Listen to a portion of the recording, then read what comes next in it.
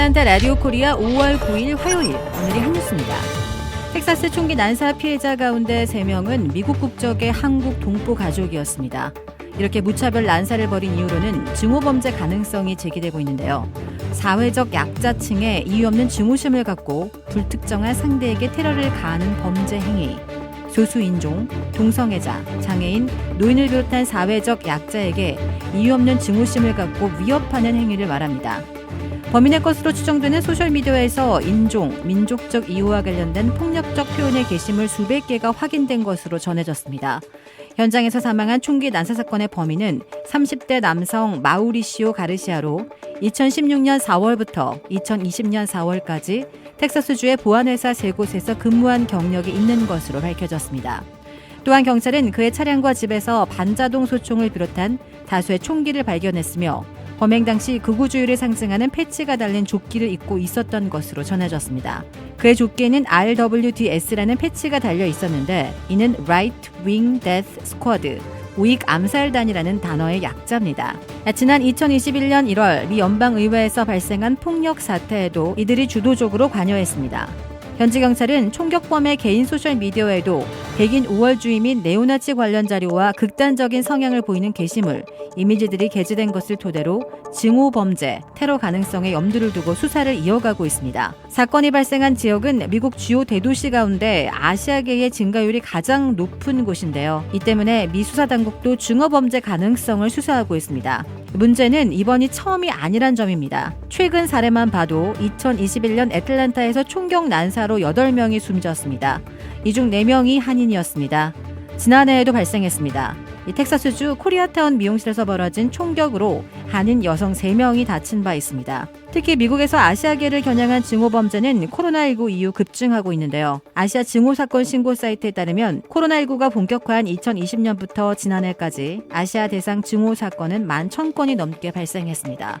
하루에 15건 이상이 발생한 셈이죠. 끊이지 않고 발생하는 증오범죄, 나도 범죄의 표적이 될지 모른다는 공포가 미 한인 사회에 퍼지고 있습니다. 미국에서는 4,400만 가구가 새들어 살고 있는 렌터, 세입자들이 평균 렌트비는 가구당 2,053달러까지 올라가고 있습니다. CBS 뉴스가 월세 1,500달러로 어느 정도의 공간을 렌트할 수 있는지를 파악한 결과 미국 내 100대 대도시들 중에 가장 비싼 뉴욕 맨하튼에서는 1,500달러의 월세로 고작 243평방미터, 한국의 평수로는 6.8평을 얻을 수 있는 것으로 나타났습니다. 두 번째로 비싼 곳은 보스톤, 1,500달러의 월세로는 9평을 렌트할 수 있습니다.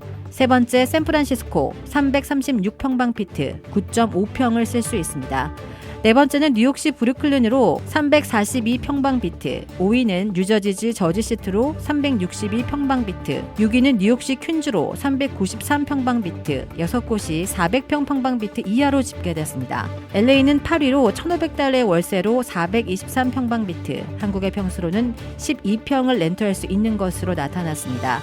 반면 중서부와 동남부 지역 대부분에서 1,500달러의 월세로 30평 이상의 3 또는 4베드룸을 렌트할 수 있는 것으로 조사됐습니다. 고뱅킹 레이츠에 따르면 조지아주에서는 82만 7,246달러의 저축액이 있으면 56세에 은퇴할 수 있는 것으로 나타났습니다. 이것은 미국 평균보다 5년 빠른 것으로 조지아주의 저렴한 생활비와 낮은 세금 부담이 조기 은퇴를 가능하게 한다고 AJC가 전했습니다.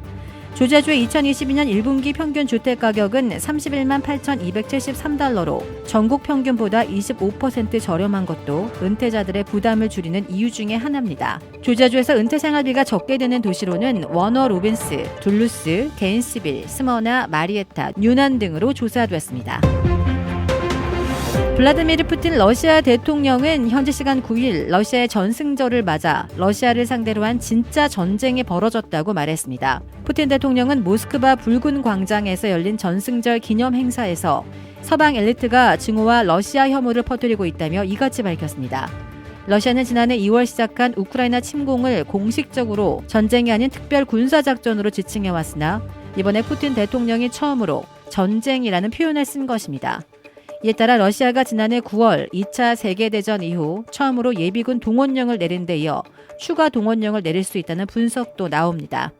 5월 9일인 러시아 전승절은 1945년 옛 소련이 2차 세계대전 때 독일 나치 정권으로부터 항복을 받아낸 날을 기념합니다. 푸틴 대통령은 매년 성대한 전승절 열병식으로 정권의 정통성과 군사력을 과시했으며 올해는 우크라이나 침공 이후 두 번째로 맞는 전승절입니다. 예년에 비해 기온이 더 높아지고 더 건조해진 캐나다에서 큰 산불이 일어나 비상사태가 선포되었습니다. 닷새가 채 안 되는 사이 100건 가까운 산불이 이어지고 있고 이 가운데 27건은 손쓰기조차 어려운 상황에 빠졌습니다. 2만 9천 명이 긴급 대피했고 서울 면적의 6배가 넘는 39만 헥타르가 잿더미로 변했습니다. 비상사태를 선포한 주정부는 예년에 비해 더욱 뜨겁고 건조의 피해가 커졌다고 설명했습니다. 중남미 볼리비아에서는 한 달치 비가 하루 만에 내리고 기온은 갑자기 영하로 뚝 떨어졌습니다. 기온이 영하로 뚝 떨어지면서 비는 삽시간에 우박과 눈으로 변했습니다. 아프리카 콩고와 르완다 케냐에서도 홍수와 산사태가 발생해 큰 피해가 났습니다. 콩고에서만 희생자 400명을 넘어섰습니다. 르완다를 방문한 구테레스 유엔 사무총장은 지구온난화에 책임이 덜한 국가들이 대신 피해를 보는 사례라며 안타까워했습니다. 기후변화의 여파가 지구촌 곳곳에서 크고 작은 피해로 이어지고 있습니다. 이 방송인 안영미 씨가 미국에서 출산하는 것은 남편과 함께하기 위한 것이라며 원정 출산 의혹을 부인했습니다. 안영미 씨는 전날 자신의 SNS 댓글을 통해 남편이 베트남에 있든 필리핀에 있든 갔을 것이라고 밝혔습니다. 안영미는 또 소중한 임신 기간, 출산, 육아를 어떻게 오롯이 혼자 할 수 있겠느냐라며 사랑하는 남편과 함께 해야지라고 설명했습니다. 올해 7월 출산을 앞둔 안영미 씨는 배우자가 있는 미국에서 출산하기로 한 것으로 알려져 원정 출산이라는 논란이 일었습니다. 주택 구매뿐만 아니라 커머셜, 웨어하우스, 비즈니스 건물까지 부동산계의 큰손 이주환 부동산. 크레딧 카드 빚 최대 80%까지 탕감. 크레딧은 지켜드리고 빚은 줄여드리는 O3 컨설팅이 오늘의 한 뉴스를 후원합니다. 이상 애틀랜타 라디오 코리아 5월 9일 화요일 오늘의 한 뉴스의 고지선이었습니다.